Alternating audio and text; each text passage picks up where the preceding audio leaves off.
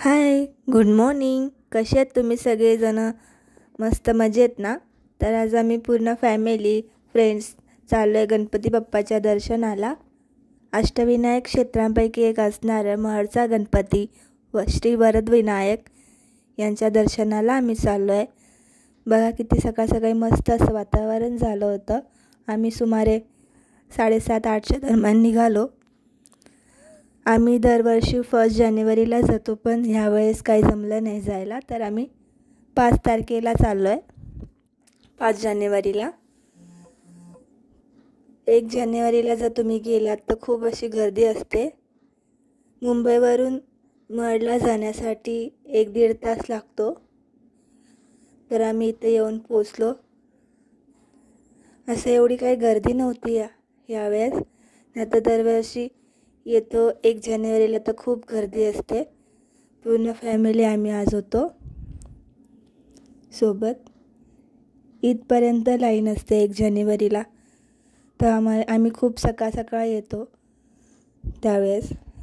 आज काय एवढी गर्दी नसेल म्हणून आम्ही थोडं लेट निघालो.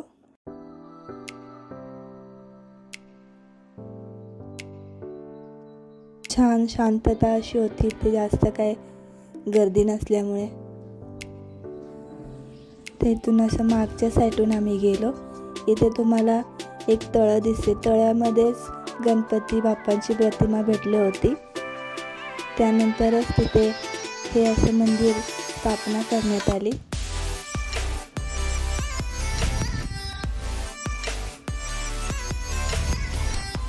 शाळेची पिकनिक देखील इथे आली होती.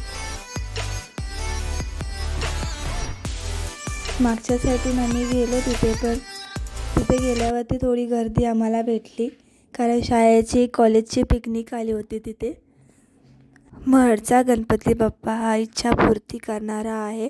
सर्वांच्या इच्छा तो पूर्ण करतो. नवसाला पावणारा आहे गणपती बाप्पा हा. तर तुम्हालाही इथे यायचं असेल तर तुम्हाला खोपोली स्टेशनला यावे लागेल जर ट्रेननी येत असाल तर. आणि जर बाय रोड येत असाल तर तुम्हाला 1-1.5 तास लागेल येण्यासाठी इथे. परिसर असा आजूबाजूचा परिसर एकदम मस्त सुंदर स्वच्छ आहे.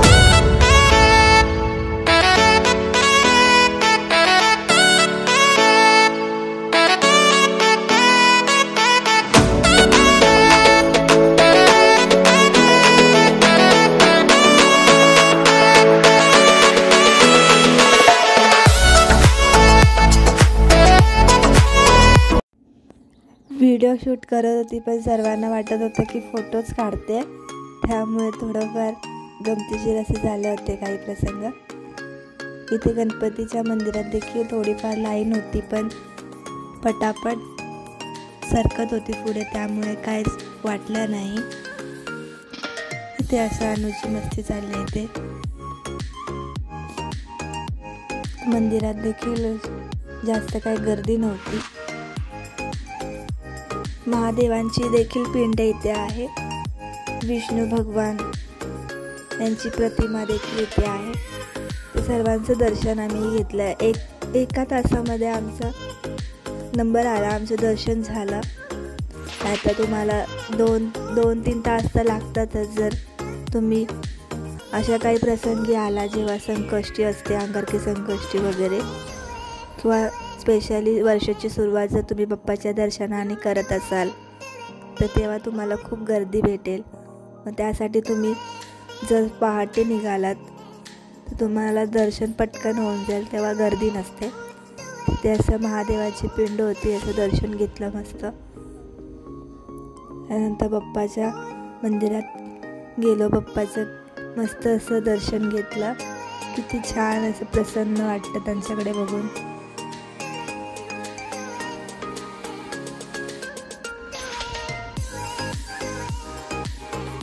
सर्वांच्या इच्छा पूर्ण करणारा हा बाप्पा आहे. व्हिडिओ काढत होती पण सर्वांना फोटोज काढते असं वाटत होतं.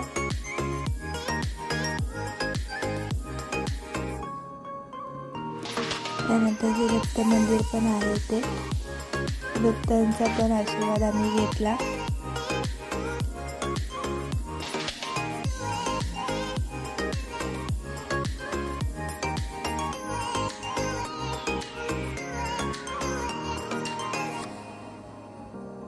हीच ती प्रतिमा जी तळ्यामध्ये भेटली होती गणपती बाप्पाची. इथे असे छान असे स्टॉल्स देखील आहेत, बाप्पांच्या मूर्त्या किंवा ज्वेलरीज वगैरे लेडीज लोकांसाठी शॉपिंग करण्यासाठी.